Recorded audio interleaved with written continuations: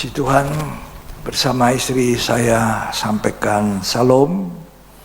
Tuhan Yesus memberkati kita sekalian. Hari ini kita berada di tema pendalaman Alkitab, penghakiman.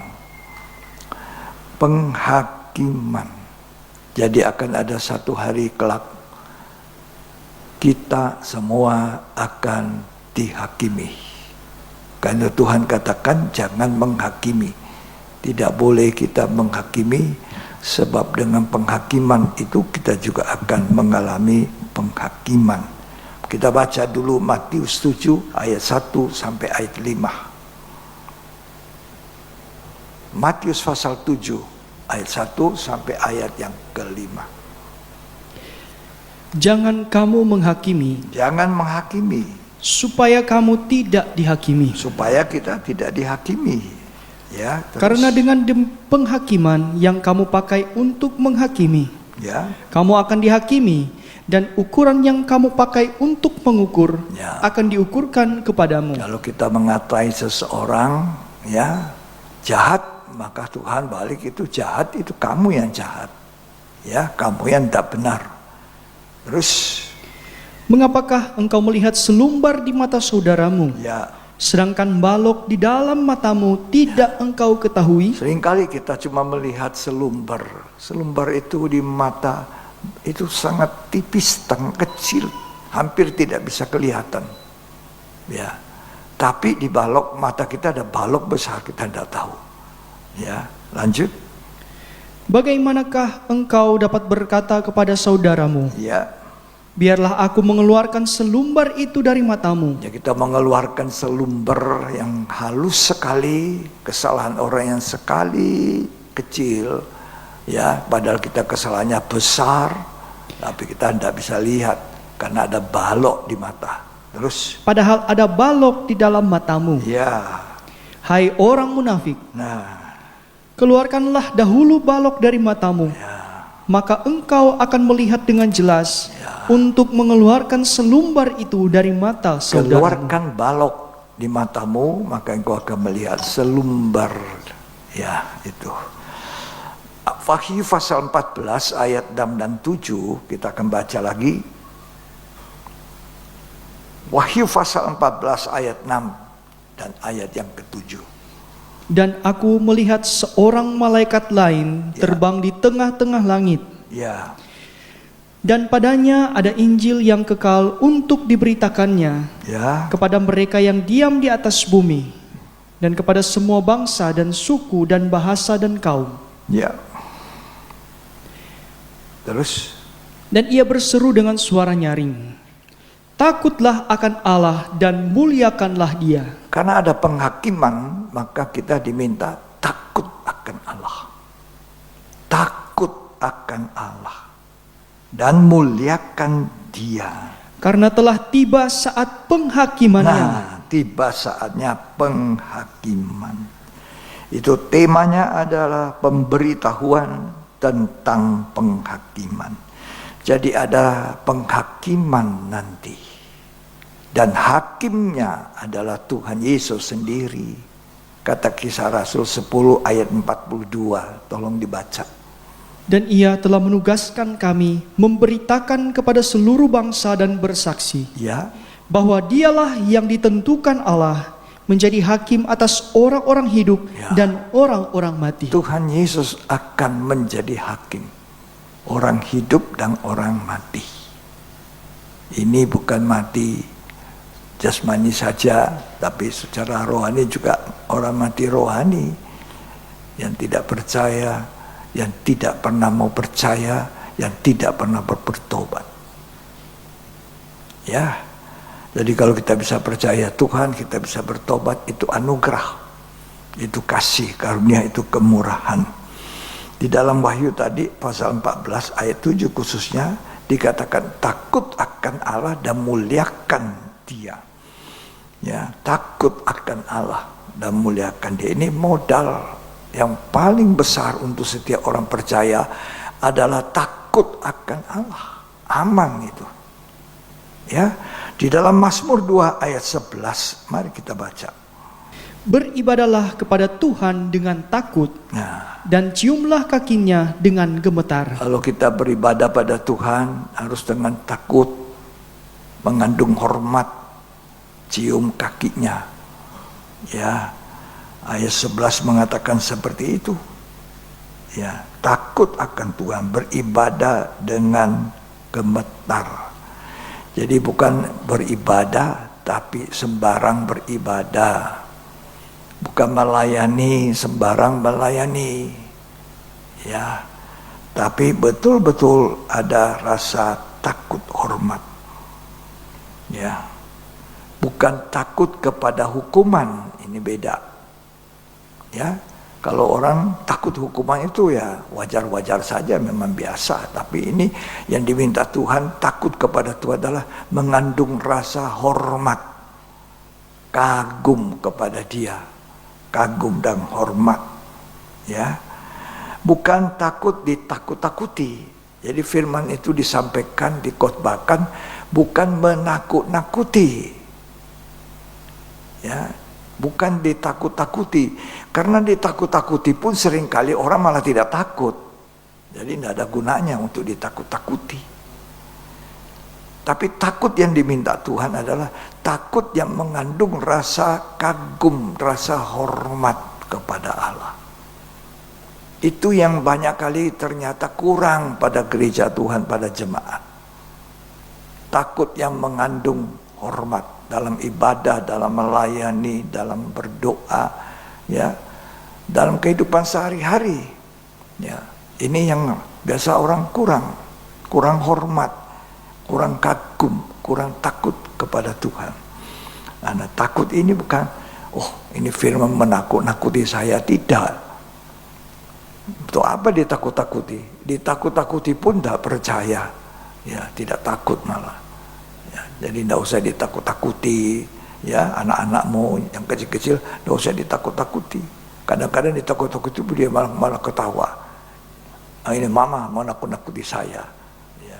Tapi yang dimaksud sini Tuhan takut akan Allah, ciumlah kakinya yang kudus itu, maksudnya rasa hormat, rasa kagum kita, ya, kepada Tuhan.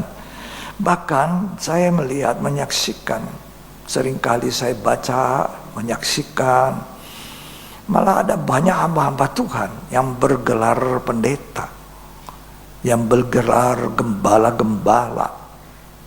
Ya, itu tidak ada rasa takut, tidak ada rasa hormat, bahkan tertawa-tawa, mengejek-ngejek.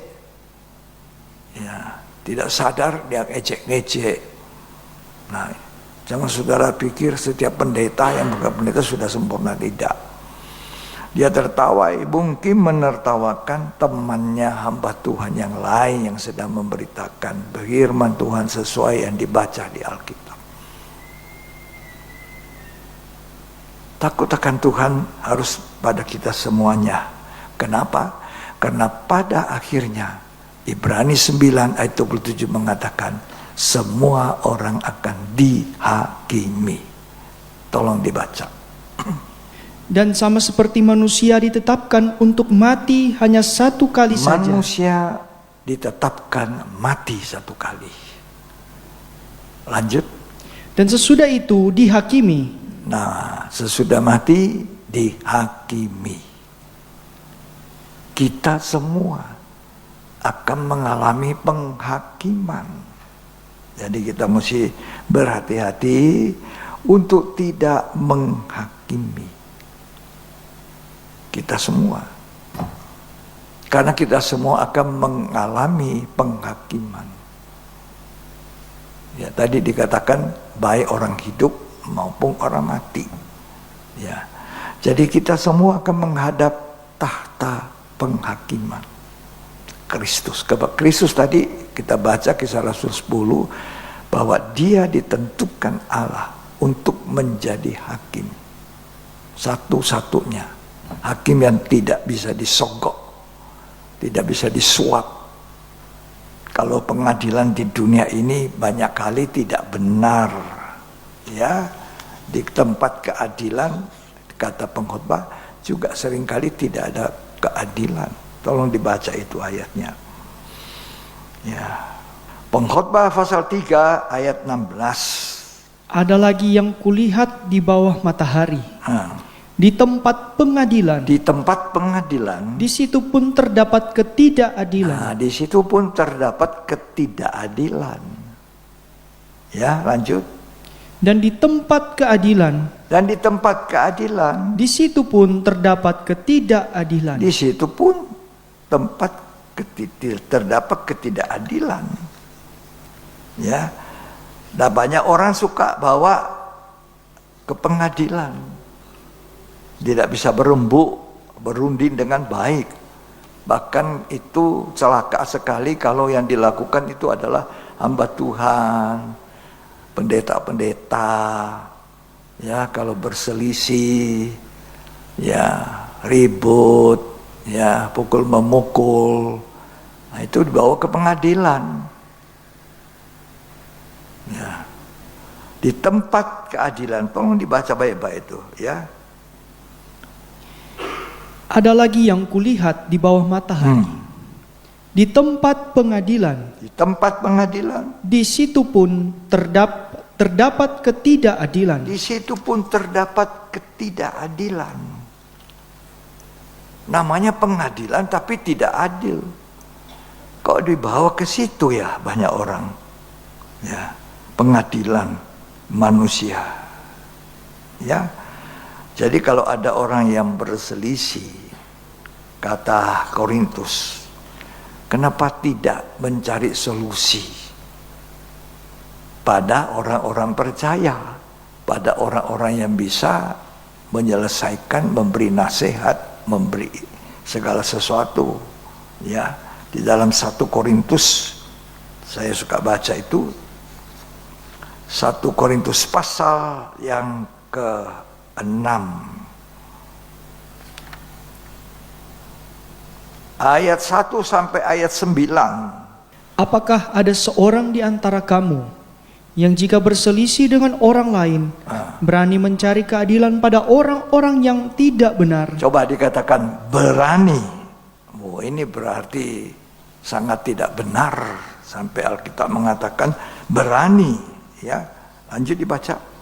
Dan bukan pada orang-orang kudus. Harusnya cari pengadilan itu di orang-orang kudus. Ya, terus. Atau tidak tahukah kamu bahwa orang-orang kudus akan menghakimi dunia? Bahwa nanti orang kudus justru menghakimi dunia. Orang kudus menghakimi dunia. Beranikah kamu membawa perkaramu ke pengadilan di mana seringkali dikatakan tidak adil? Ada firman Allah. Firman Allah yang tertinggi dari aturan-aturan yang dibuat oleh manusia. Terus dibaca. Dan jika penghakiman dunia berada dalam tangan kamu, ya, tidakkah kamu sanggup untuk mengurus perkara-perkara yang tidak berarti? Ya.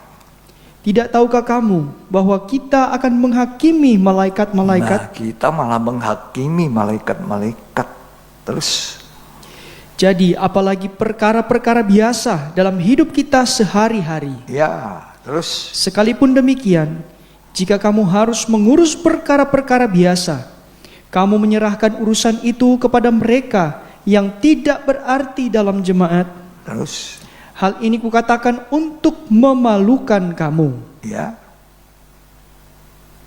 Tidak adakah seorang di antara kamu yang berhikmat, yang dapat mengurus perkara-perkara dari saudara-saudaranya? Ya. Adakah saudara yang satu mencari keadilan terhadap saudara yang lain, dan justru pada orang-orang yang tidak percaya? Ini sering kali. Jadi kalau saudara bersaudara, jangan ya membawa itu kepada orang-orang tidak percaya. Yang paling sangat serius adalah hamba Tuhan, pendeta, menyerahkan pendeta lain ke tangan orang yang tidak percaya. Bukan kembali kepada Alkitab, tapi bisa khotbah, bisa bicara Alkitab firman Tuhan. Ya, ini menyedihkan. Lanjut dibaca. Adanya saja perkara di antara kamu yang seorang terhadap yang lain Ya, telah merupakan kekalahan bagi kamu. ya, ini suatu kekalahan. Siapa bilang menang? Yang menang jadi apa? Abu. Yang kalah jadi apa? Yang menang jadi arang, kata pepatah. Yang kalah jadi apa? Abu. Rugi dua-dua. Nama Tuhan tidak dipermuliakan. Terus, Mengapa kamu tidak lebih suka menderita ketidakadilan? ya, Mengapakah kamu tidak lebih suka dirugikan? ya, Tetapi kamu sendiri melakukan ketidakadilan, ya, dan kamu sendiri mendatangkan kerugian, dan Ya. hal itu kamu buat terhadap saudara-saudaramu. ya. Itu satu kerugian besar. Apalagi kalau hamba Tuhan, pendeta berselisih. Saudara jemaat harus tahu, saya kasih tahu. Secara terang-terangan banyak hamba Tuhan berselisih. Dibawa ke pengadilan. Lantas uang ongkos pengadilan itu dari mana? Dari mana? Dari uang persembahan. Kecuali pendeta itu orang bisnis. Ya toh, uang dari bisnisnya. Tapi kalau uang persembahan, celaka sekali ini. Ya, lanjut dibaca. Atau tidak tahukah kamu bahwa orang-orang yang tidak adil tidak akan mendapat bagian dalam kerajaan Allah? Justru orang yang tidak adil itu tidak dapat bagian dalam kerajaan Allah. Saya bertobat, lahir baru oleh karena persoalan pengadilan waktu saya masih di dunia pekerjaan saya yang lama. Ya, saya mencari pembela, advokat. Ternyata pengacara itu ada di gereja yang dimana sampai hari ini saya ada. Ya. Dan di situ saya masuk keluar gereja menyenangkan pengacara, tapi akhirnya Tuhan tangkap hidup saya. Setelah 3 bulan masuk keluar, Tuhan tangkap. Saya lahir baru bertobat. Setelah lahir baru, tidak pernah saya singgung lagi dengan pengacara itu tentang perkara saya. Padahal itu perkara besar loh, mendatangkan untung kalau menang. Tapi saya tidak pernah singgung. Saya cuma cari Tuhan, masuk gereja, menyembah Tuhan, berdoa, cari firman. Kesenangan saya duduk di kaki Tuhan melayani. Lupa semua itu sampai satu waktu pengacara itu bilang, yang seorang pengacara yang juga pemimpin pujian di gereja itu. Dia bilang, "Bro, perkaranya dimenangkan oleh Bro John." Oh ya, puji Tuhan. Terima kasih. Sudah. Oh, tepuk tangan, hore. Tidak, saudara. Tidak. Ya, tapi saya mendapatkan tepuk tangan hore ketika saya menghadap hadirat Tuhan, bertepuk tangan memuji Tuhan. Itu saya tepuk tangan. Ya. Jadi pesan Tuhan ini pada semua anak Tuhan, pada hamba-hamba Tuhan, kalau ada perselisihan, cari solusi. Cari orang yang lebih rohani, cari orang yang mengetahui hal-hal yang bisa menyelesaikan perkaramu. Jangan bawa sedikit-sedikit ke pengadilan. Di tempat pengadilan tidak ada keadilan. Orang yang mengadili tidak mengenal Kristus. Ini pesan buat gereja Tuhan. Khususnya juga buat hamba-hamba Tuhan. Rekan-rekan yang saya kasihi. Pendeta-pendeta. Ya. Coba kita baca 1 Korintus 4. Ayat 2 sampai ayat 5. Yang akhirnya dituntut dari pelayan-pelayan yang demikian ialah bahwa mereka ternyata dapat dipercayai. Kita harus bisa dipercaya oleh Tuhan. keselamatan, kebenaran, ya. Terus Bagiku, sedikit sekali artinya, entahkah aku dihakimi oleh kamu Ya. atau oleh suatu pengadilan manusia. pengadilan manusia mengadili, Rasul Paulus berkata, terus Malahan diriku sendiri pun tidak kuhakimi. sendiri pun tidak kuhakimi, kata Rasul Paulus. Ya, terus. Sebab memang aku tidak sadar akan sesuatu, Ya, tetapi bukan karena itulah aku dibenarkan. ya. Dia yang menghakimi aku ialah Tuhan. Nah, hanya Tuhan yang menghakimi. Dialah Tuhan. Ya, terus. Karena itu, janganlah menghakimi sebelum waktunya, Ya, yaitu sebelum Tuhan datang. jangan saling menghakimi sebelum Tuhan datang. Jangan mengata-ngatai sesama saudara seiman, kamu ini jahat, tak baik kamu. Jangan hamba Tuhan mengata-ngatai, kamu jahat. Loh, kok jahat? Kalau pemimpinnya jahat, lah cari pemimpin yang baik. Kalau kamu baik, kamu jahat, menghakimi. Kalau kita ini punya jari 5, kalau jari telunjuk saya menunjuk orang, kamu jahat, kamu sombong, kamu jahat. Berapa jari yang mengarah ke saya? 3 ini. Jari apa namanya? Ini jari tengah, jari manis, jari kelingking, menunjuk saya. Jadi saya lebih jahat, lebih tidak benar. Ya.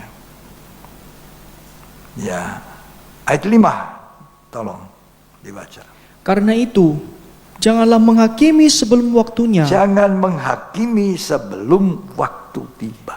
yaitu sebelum Tuhan datang. Nah, kalau Tuhan datang kan semua dibuka, topeng-topeng, ya selubung-selubung yang tersembunyi.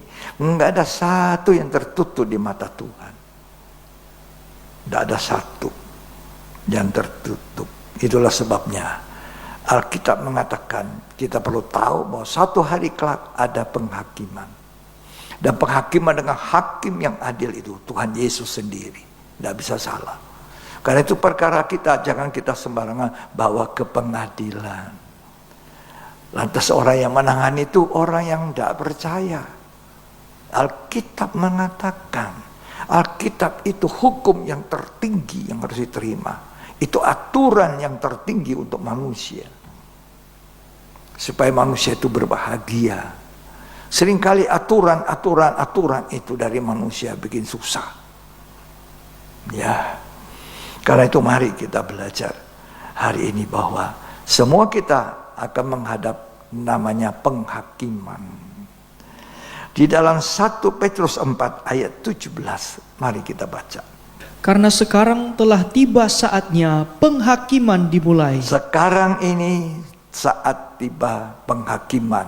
Terus, Dan pada rumah Allah sendiri yang harus pertama-tama dihakimi. rumah Allah itu siapa, saudara?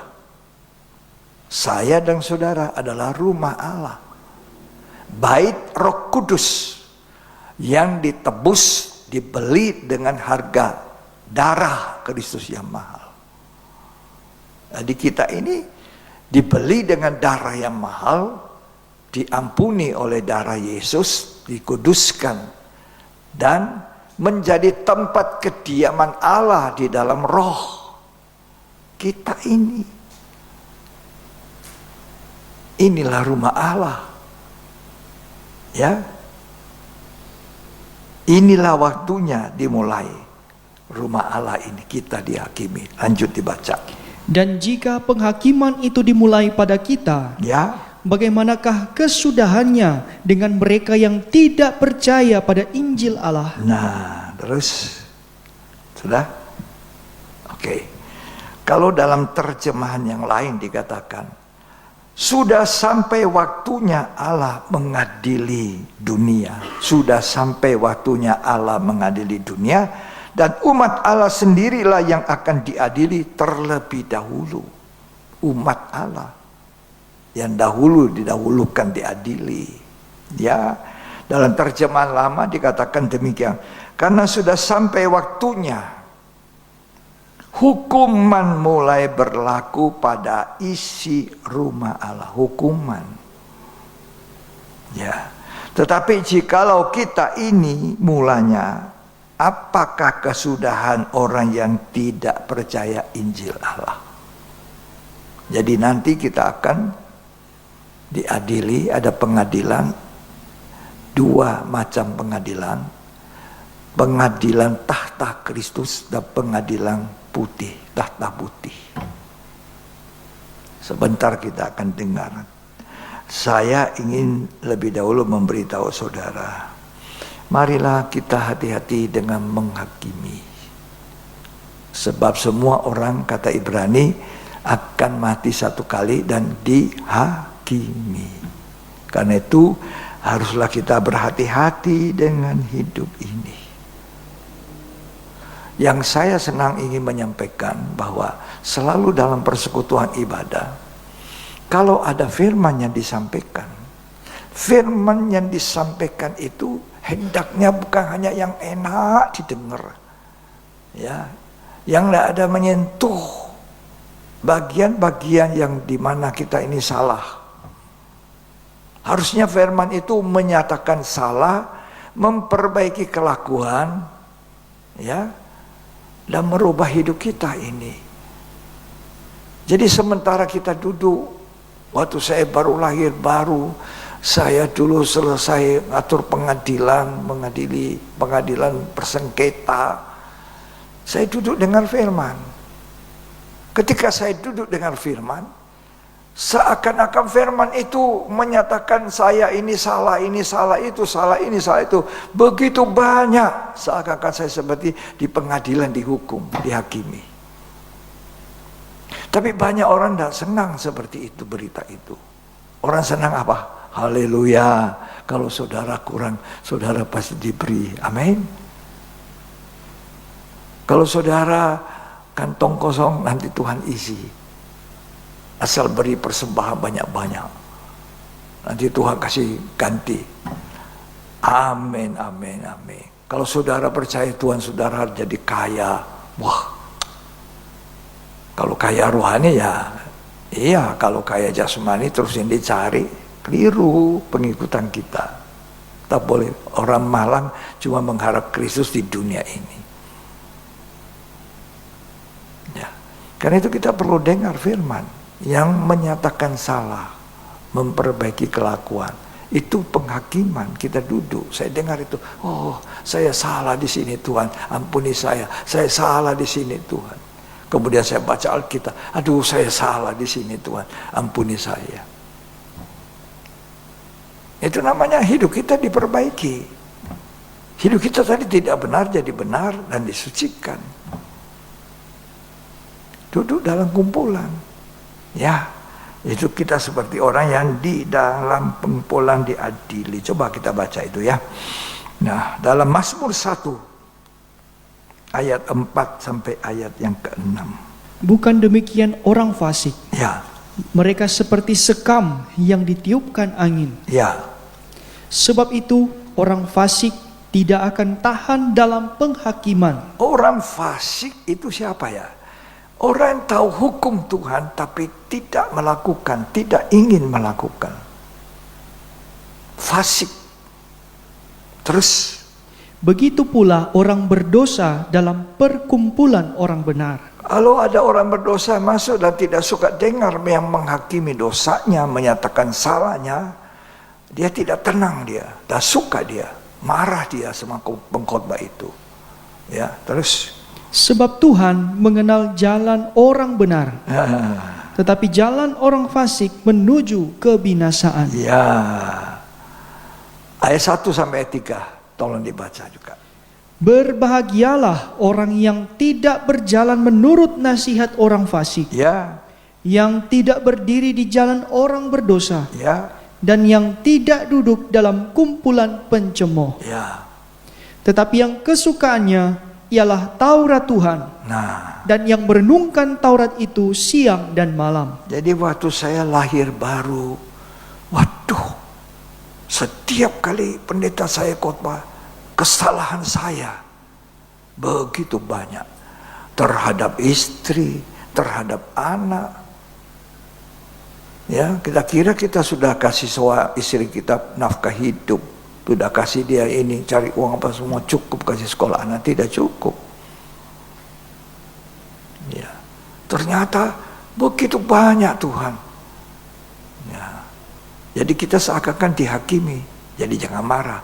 Itu perhatian Tuhan supaya nanti kita tidak dihakimi dengan penghakiman yang lebih dahsyat. Sekarang kita duduk, jangan jadi pencemooh. Kalau kita dengar firman ini, kita sadar, oh Roh Kudus ampuni saya. Ya, lanjut dibaca. Ia seperti pohon yang ditanam di tepi aliran air, Ya, yang menghasilkan buahnya pada musimnya, ya, dan yang tidak layu daunnya. ya. Apa saja yang diperbuatnya berhasil. Nah, sekarang ini banyak orang suka dengar, enak didengar. Saking gatalnya telinganya mau dengar yang enak, dikumpulkan guru-guru. Padahal guru-guru itu guru-guru palsu, menyenangkan telinga. Orang gatal dengar yang enak-enak. Aduh, ini pendeta tidak bagus ya, menyatakan salah saya, singgung-singgung saya punya dosa. Padahal pendeta itu mana tahu. Loh, saya tidak tahu.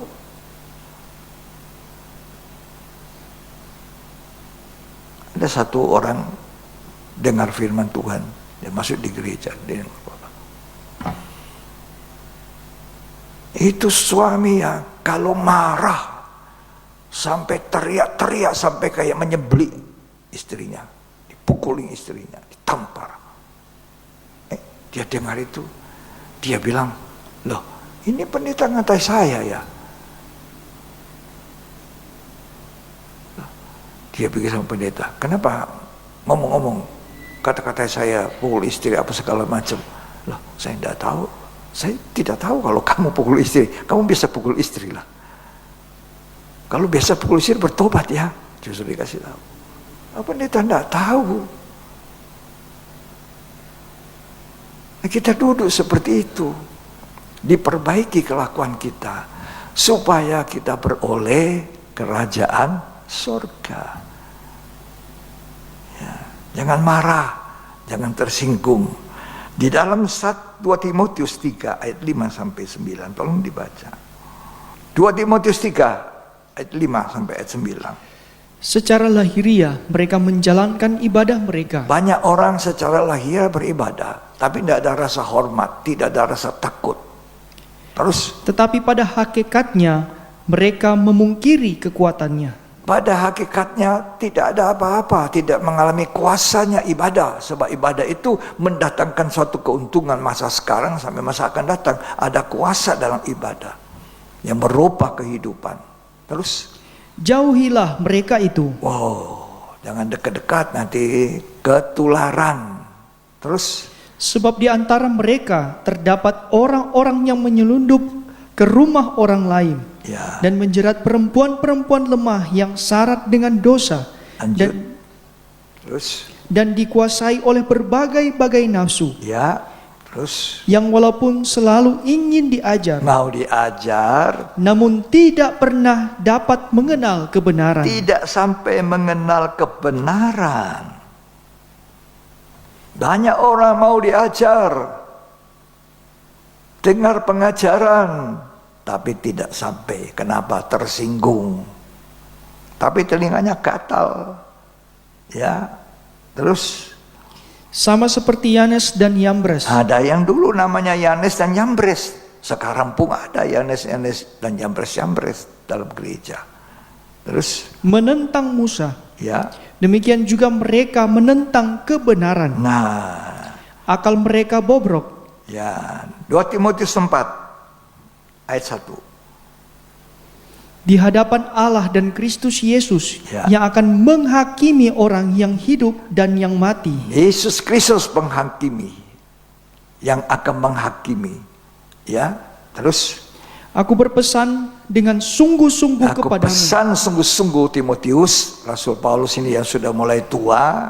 demi penyataannya dan demi kerajaannya. Ya, Beritakanlah firman. ya, Siap sedialah baik atau tidak baik waktunya. ya, Nyatakanlah apa yang salah, Nyatakan apa yang salah, tegurlah tegurlah, dan nasihatilah nasihati dengan segala segala kesabaran kesabaran dan pengajaran. dan pengajaran. Rasul Paulus mengatakan pada Timotius yang masih muda, kobarkan kasih karuniamu. Ya, Rasul Paulus sudah mulai tua, dari kasih nasihat. Ya, beritakan firman, siap sedia, baik atau tidak baik waktunya, nyatakan apa yang salah. Bukan pendeta-pendeta, para pendeta mengambil hati, tidak. Justru orang yang ditegur salahnya, dia berterima kasih. Ya, ada seorang sahabat, ya dua sahabat sedang berjalan. Kemudian dia lihat sahabatnya jalan-jalan, ada lubang dalam sumur yang kering, tapi ditutup. Dia sendiri pernah hampir salah jatuh sana. Dia bilang sama teman, jangan jalan sana ya, awas, itu lubang. Ya, temannya dikasih ingat, dia sadar. Ya, kamu tadi pukul saya cukup keras. Iya, kalau tidak kamu masuk lubang. Terima kasih, betul-betul ada lubang. Ada orang malah marah, dia jalan terus masuk lubang. Yang mana saudara pilih? Teman yang memberitahu itu bahaya, itu tidak baik, atau temanmu yang membiarkan? Mana yang mau? Lanjut dibaca. Karena akan datang waktunya, orang tidak dapat lagi menerima ajaran sehat, tidak ada lagi orang mau diajar yang sehat, tetapi mereka akan mengumpulkan guru-guru menurut kehendaknya. jadi ada kumpul-kumpul sendiri. Ya, ada perkumpulan yang resmi, bagus. Kumpul-kumpul sendiri, sesama sendiri. Coba lihat, orang yang dikatakan orang yang benar, kumpul dengan orang benar. Orang yang tidak benar, biasanya orang yang punya akar pahit di situ, ngumpul dengan orang akar pahit, suka ngobrol. Kamu ya, nanti yang mau bicara ya, iya. Ini gatal telinga. Kumpulkan guru-guru apa? Palsu. Bukan palsu apanya, beritanya palsu. Karena hidupnya palsu. Ngumpul sendiri, di sini ngumpul bersama. Enggak, kita ngumpul sendiri. Terus dibaca. Untuk memuaskan keinginan telinganya. Memuaskan keinginan telinga. Ya. Tapi tidak dilakukan. Karena yang diundang juga ya tidak memenuhi apa keinginan Tuhan, tapi keinginan manusia. Terus mereka akan memalingkan telinganya dari kebenaran, ya, dan membukanya bagi dongeng. Nah, mereka memalingkan telinga. Saya menasihati jemaat ini, jangan palingkan telinga. Dengarkan kebenaran. Kebenaran menyelamatkan. Kalau tuh kita dinyatakan salah, akui itu. Memang saya salah. Ya. Tuhan tolong kita ya. Nah, saya mau lanjutkan tentang penghakiman. Penghakiman itu ada dua macam. Pengadilan Kristus, tahta pengadilan Kristus yang pertama, dan pengadilan tahta putih. Ada dua ini. Ya.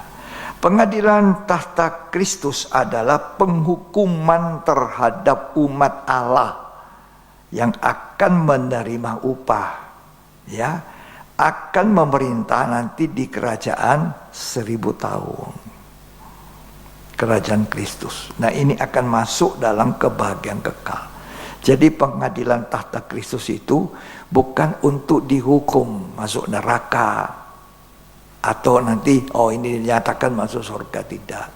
Tata pengadilan Kristus itu untuk kita orang percaya, untuk kita pelayan-pelayan, untuk yang melayani di rumah Tuhan, itu nanti untuk menerima upah sesuai dengan apa yang kita buat.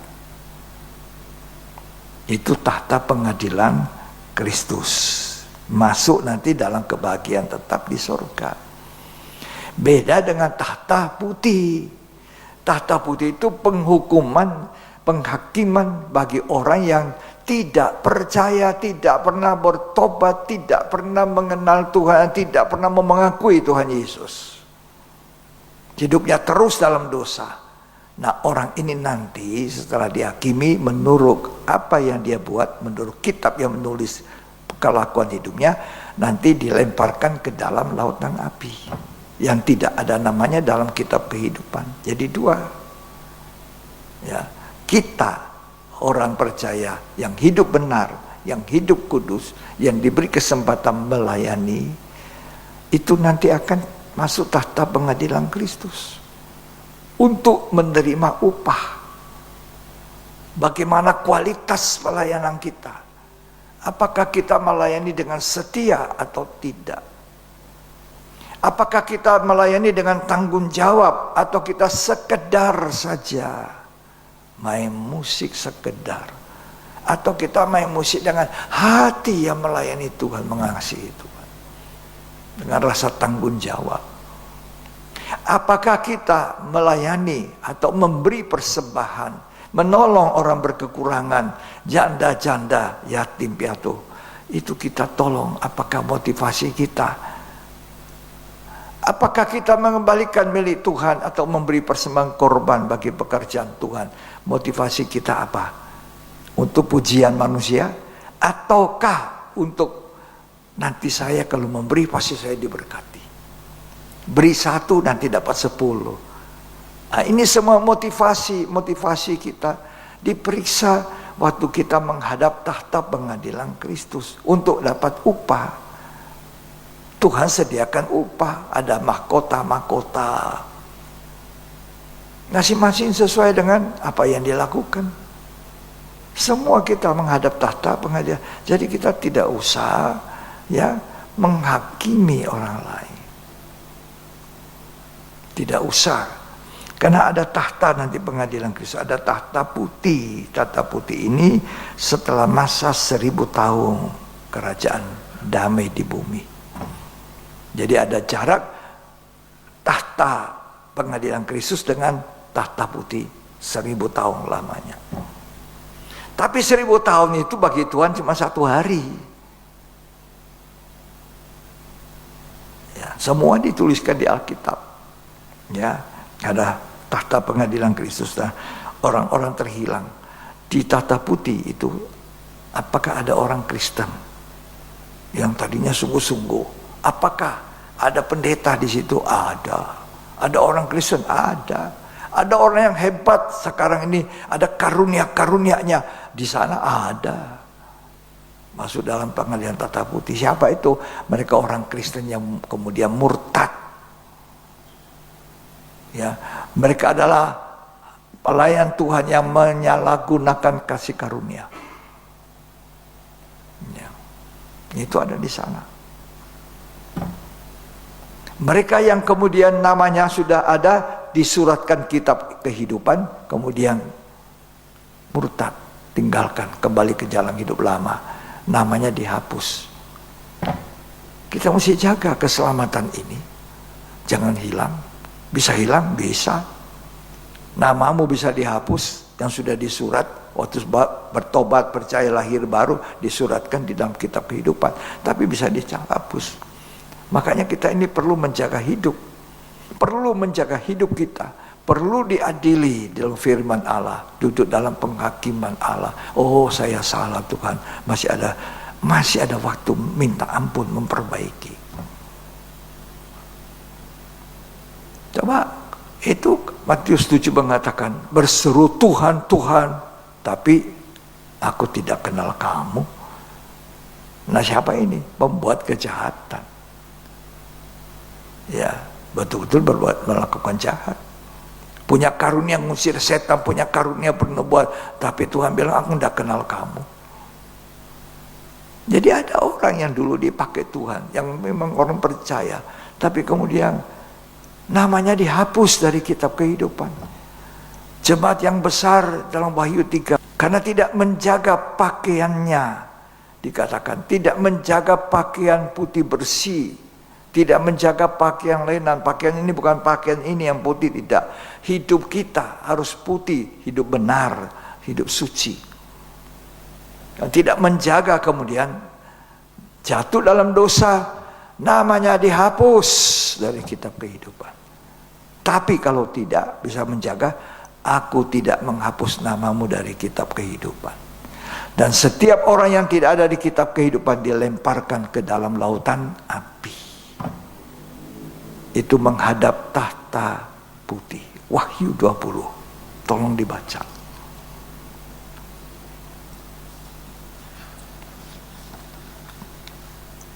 Kita perlu tahu supaya kita menjaga hidup kita dengan pertolongan Tuhan, ya. Wahyu pasal yang ke-20 ayat 11 mulai. Itu hukuman terakhir. Ini pengadilan tahta putih. Lalu aku melihat suatu tahta putih yang besar, dan Dia yang duduk di atasnya. Dari hadapannya lenyaplah bumi dan langit, dan tidak ditemukan lagi tempatnya. Ya, sudah lenyap langit dan bumi. Ya, terus. Dan aku melihat orang-orang mati, besar dan kecil, Orang mati besar, kecil. berdiri di depan tahta itu. Ya, Lalu dibuka semua kitab, semua kitab dibuka. dan dibuka juga sebuah kitab lain, Ya, yaitu kitab kehidupan. ada kitab-kitab mencatat perbuatan baik buruk dari orang yang tidak percaya. Karena itu saudara, jangan mengandalkan hanya perbuatan baik di luar Kristus. Ketika ditimbang, orang yang di luar Kristus itu ditimbang. Oh, ini saya berbuat baik, derma, ini.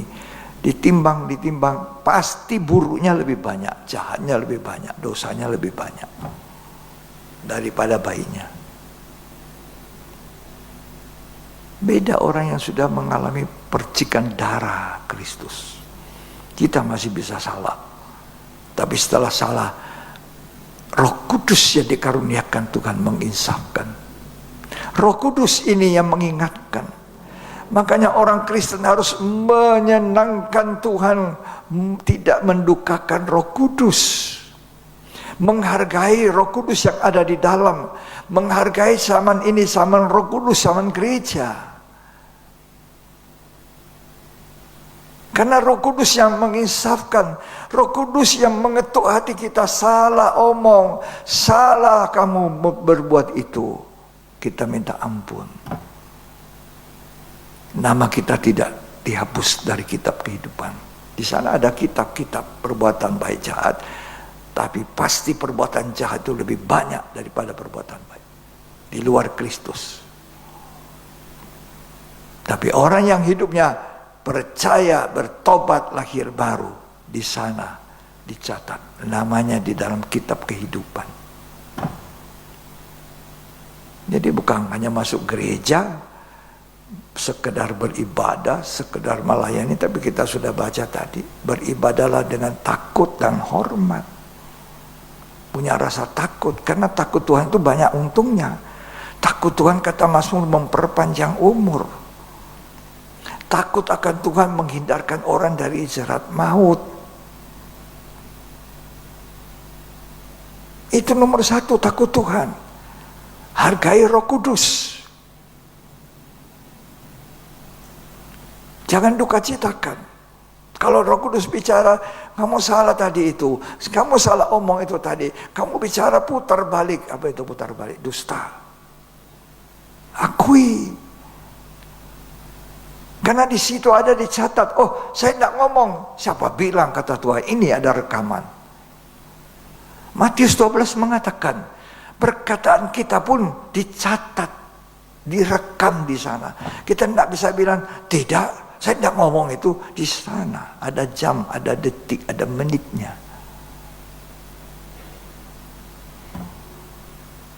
Jadi kita mesti hati-hati dengan kata-kata. Ya, kaget, kita cuma basa-basi. Kamu basa-basi tahu itu? Ya lah, sudah, lupakan saja ya. Padahal tidak melupakan, simpan di hati terus salahnya orang. Katanya dusta kecil, dusta putih. Tidak ada dusta putih, dusta kecil. Tidak ada. Dusta ya dusta. Dan kalau orang suka dusta itu, bapaknya pendusta adalah iblis. Iblis itu pendusta dari semula, mendustai Hawa. Ini kita mesti hati-hati ya. Nah, tolong dibaca lanjut tadi Wahyu 20. Dan orang-orang mati dihakimi menurut perbuatan mereka berdasarkan apa yang ada tertulis di dalam kitab-kitab Orang mati itu. ini termasuk orang mati jasmani, tapi orang mati rohaninya. Tidak pernah dihidupkan Tuhan. Setiap orang yang percaya dan lahir baru bertobat, rohaninya dihidupkan. Dia disebut orang hidup, bukan orang mati. Jadi di dunia ini, kalau orang belum percaya hidupnya tidak benar, itu orang mati. Banyak sekali di sekeliling kita. Sekeliling kita, saudara, banyak orang mati yang perlu dihidupkan. Tugas tanggung jawab kita, beritakan firman, saksikan Kristus. Bangkitkan orang mati ini. Di sebelah bus yang saudara tumpangi, di sebelah kendaraan itu, driver yang sedang mengantar saudara ke rumah, itu mungkin orang mati, tapi kamu dah hidupkan, tidak bicara. Teman sekolahmu, sebelahmu, kamu tidak ngomong. Teman kerjamu, kamu tidak ngomong. Oh, ini orang mati loh. Hidup tapi mati rohnya, karena hidup dalam dosa. Tugas saya dan tugas saudara orang hidup,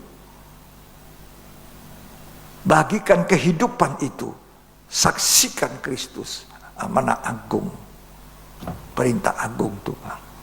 Jadilah saksiku sampai di ujung bumi. Makanya hidup penuh Roh Kudus, bukan saling menghakimi, bukan tunjuk menunjuk, bukan dibawa ke pengadilan. Tadi dikatakan 1 Korintus 6 kepada orang-orang tidak percaya, yang tidak punya bagian dalam kerajaan surga. Senang tuh Alkitab ngajar kita suatu kebenaran, enak kan? Bagus.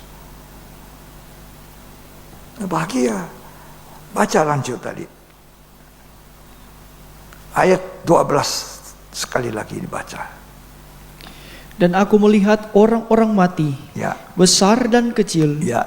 berdiri di depan tahta itu. Di orang mati di luar Tuhan tidak pernah mau bertobat, tidak pernah mau terima Yesus, kepala batu. Udah dikasih tahu, udah ditegur firman, tidak mau dengar. Terus, Lalu dibuka semua kitab, ya, dan dibuka juga sebuah kitab lain, ya. yaitu kitab kehidupan. Ini kitab kehidupan. Kalau kamu menjaga pakaian hidupmu, tetap hidup kudus dan benar, namamu tidak akan dihapus. Berarti ada orang yang bisa dihapus. Berarti ada orang kehilangan keselamatan. Tadinya sudah selamat, dia hilang keselamatan. Jaga ya. Terus. Dan orang-orang mati dihakimi menurut perbuatan mereka, Ya. berdasarkan apa yang ada tertulis di dalam kitab-kitab itu. Terus. Maka laut menyerahkan orang-orang mati yang ada di dalamnya, Ya. dan maut dan kerajaan maut menyerahkan orang-orang mati yang ada di dalamnya. Ya. Dan mereka dihakimi masing-masing menurut perbuatannya. Itulah kematian. Lanjut. Lalu maut dan kerajaan maut itu dilemparkanlah ke dalam lautan api. Ya. Itulah kematian yang kedua, lautan api. Jadi ada satu kali mati jasmani, dikuburkan di pekuburan. Dengar. Tapi ada satu nanti waktu setelah kerajaan 1000 tahun damai, itu dibangkitkan. Orang-orang yang tidak pernah mau bertobat, tidak mau percaya Tuhan, tidak mau dengar firman, Ya, sibuk saja urusan-urusan. Itu sudah dilemparkan ke dalam lautan api. Itu kematian yang kedua.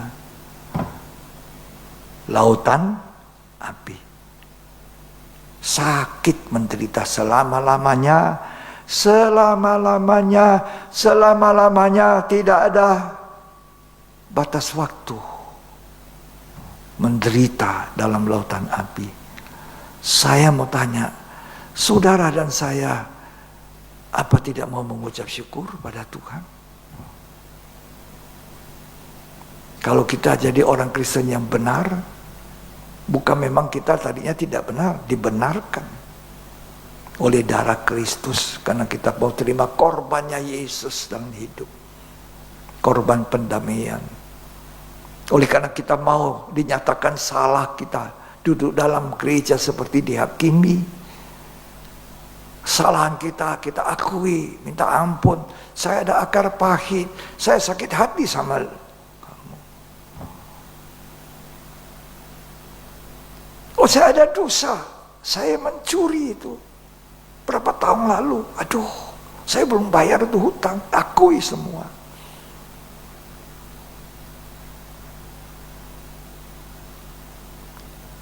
Ada Tuhan yang kita tidak lihat dengan mata kasar. Ada Tuhan di sini, saudara percaya? Ada percaya? Nggak ada amin. Ada Tuhan di sini. Dia lihat, ini orang-orang ini, sekitarnya banyak orang mati di kantornya, di tempat kerjanya, mati, tapi tidak dihidupkan. Tidak menjadi saksi, tidak bicara. Ada dua hal yang harus kita jadi saksi Tuhan. Omong kita dan kelakuan hidup kita.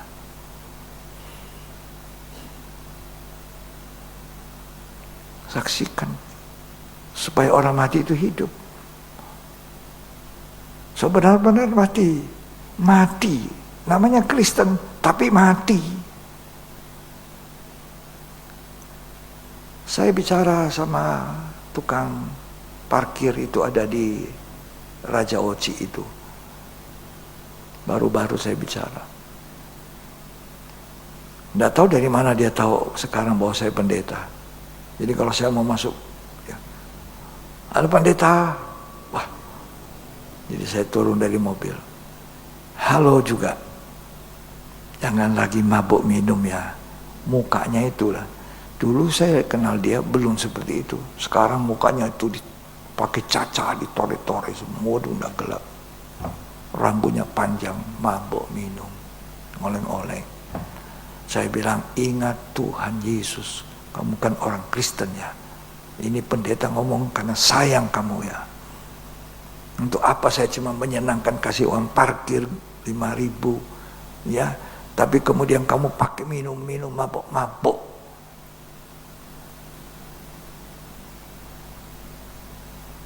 Saya sayang kamu. Saya ngomong ini. Dia diam. Roh Kudus bekerja. Kalau dia dapat kemurahan satu waktu, dia insaf. Berapa kali saya ngomong? Banyak. Setiap kali pergi sana ngomong. Setiap kali ngomong lagi. Sampai dia nanti satu waktu mendapat kemurahan Tuhan. Nah saudara, ini yang ada di sini. Pernahkah saudara menghidupkan orang-orang mati itu dengan kesaksian, kelakuan? Banyak kali kita ini menggunakan orang, memanfaatkan orang punya jasa saja. Jasa. Tapi kita tidak saksikan Kristus. Saya punya pembantu berapa tahun yang lalu, 13 tahun dia akhirnya bekerja sama saya dan meninggal. Saudara di sini cuma tahu. Saya bawa dari Makassar. Ditemukan istri saya lagi di jalan menangis. Istri saya bilang, orang ini cacat ya. Tulang-tulangnya kalau dilihat sepintas lalu seperti orang kusta, lepra. Tapi istri saya panggil, kenapa kamu menangis? Dia bilang, saya punya uang ditipu. Diambil orang, dibohongi. Nah, Terus istri saya bilang, lihat ini bukan orang kusta, bukan orang lepra. Kamu boleh masuk di rumah ini. Saya punya anak lagi kuliah. Cuma mereka, rumah ini bisa kamu bantu. Dia masuk. Si anak-anak sudah lulus, dia pindah ke Manado sama saya. Awalnya bukan main, susah dikendalikan. Ini orang mati, tapi Kristen. Namanya bagus. Namanya siapa? Ribka.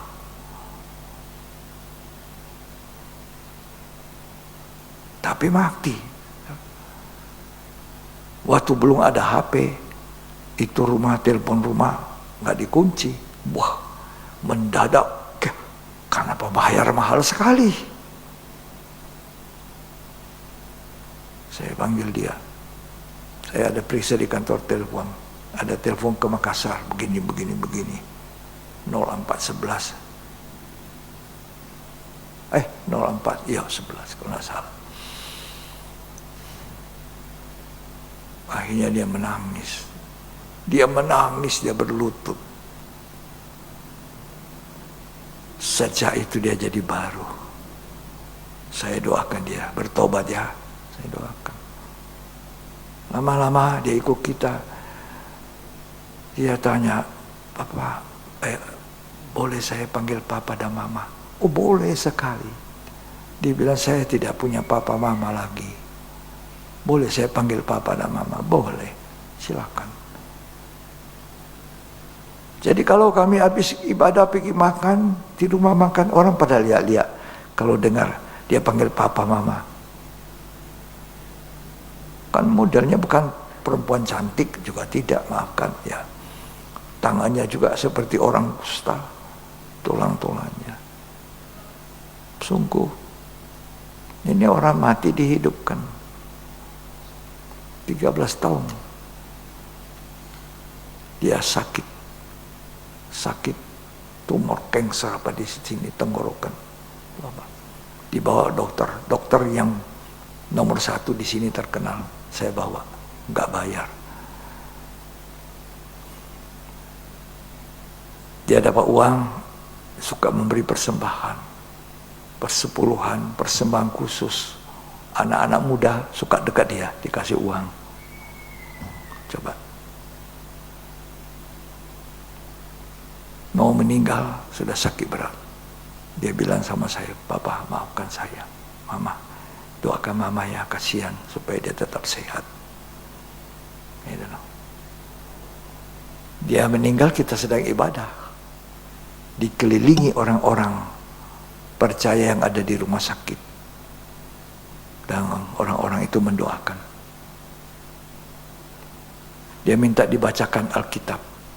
Karena dia sudah tidak bisa melihat. Dia meninggal diantar oleh firman Allah. Dan dalam doa. Ada di surga. Orang muda di sini tahu. Seringkali dikasih uang. Orang muda yang dulu-dulu itu, yang sekarang sudah pindah kota. Ini orang mati dihidupkan. Mana orang mati yang saudara hidupkan? Mana yang mati rohani? Anakmu, orang tuamu, suamimu, istrimu, ada di gereja, mati rohani. Baru-baru ada satu orang dibawa oleh nokel. Tinggalkan istri, tapi di mana dia? Di dalam gereja. Katanya ada di gereja, selalu ada di gereja. Banyak orang Kristen seperti ini di gereja, tapi mati.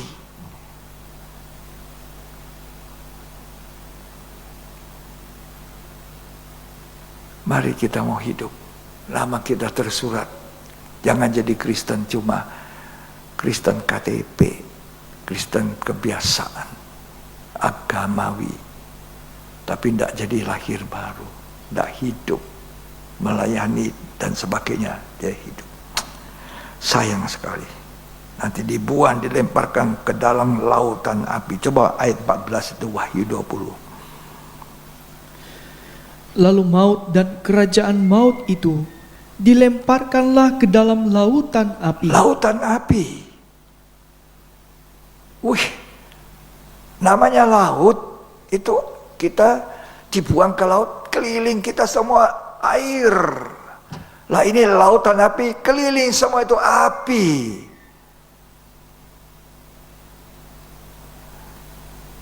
Dah ngeri itu.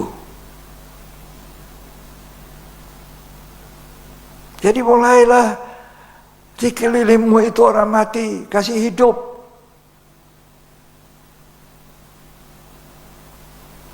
Beritakan Injil, sampaikan firman yang kau dengar, dan kau juga memberikan hidupmu, sehingga orang bisa melihat Kristus. Nah tadi di awal saya bilang ada hamba Tuhan pun saling menyerahkan ke pengadilan. Lah apa orang bisa lihat Yesus Kristus di dalam kita?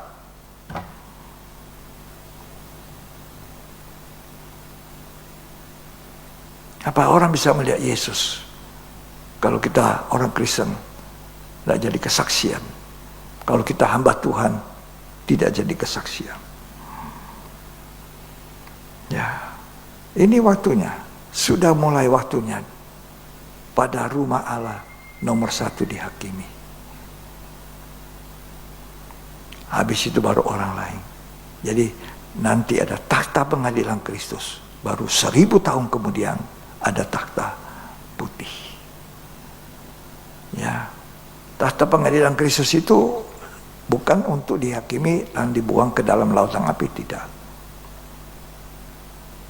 Nanti ada yang tidak dapat mahkota, nanti tidak dapat pujian, tidak dapat apa, karena apa? Waktu melayani cuma manusia yang dikasih lihat hadir, tapi dia tidak ada hati takut melayani Tuhan, roh takut, tidak ada kesungguhan. Korban kepada Tuhan supaya dipuji, korban kepada Tuhan supaya nanti diberkati kembali, saya kembalikan milik Tuhan, ada tingkap langit dibuka, berkat dicurahkan. Kalau cuma sampai situ nggak ada upahnya.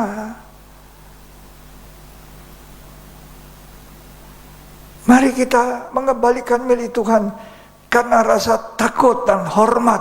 Aku mau taat Tuhan. Mari kita memberi persembahan korban kita karena takut dan hormat kepada Tuhan, bukan minta pujian.